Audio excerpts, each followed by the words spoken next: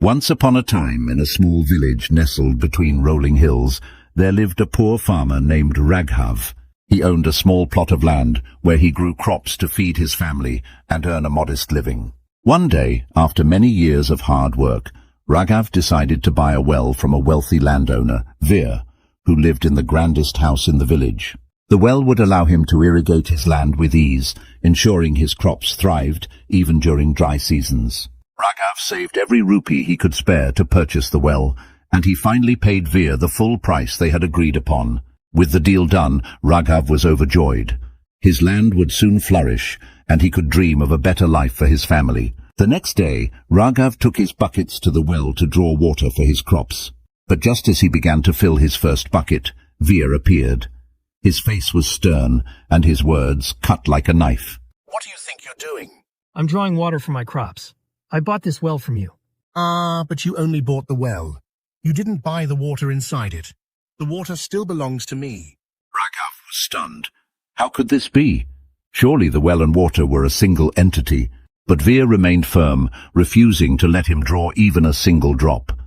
Raghav's dreams of a prosperous harvest were now crumbling around him. Unsure of what to do, Raghav went to the king's court to seek justice.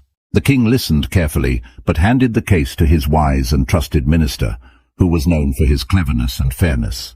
The minister agreed to look into the matter and said he would resolve the dispute.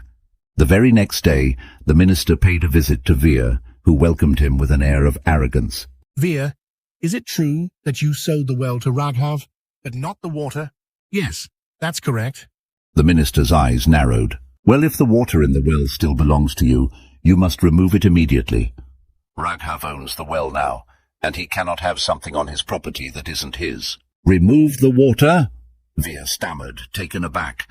"That's absurd. How can I possibly take the water out of the well?" "If you cannot remove the water, then you must pay rent to Raghav to keep it in his well." Veer's face turned ashen.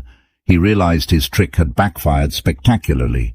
If he couldn't remove the water and didn't want to pay rent, he had no choice but to let the farmer use it.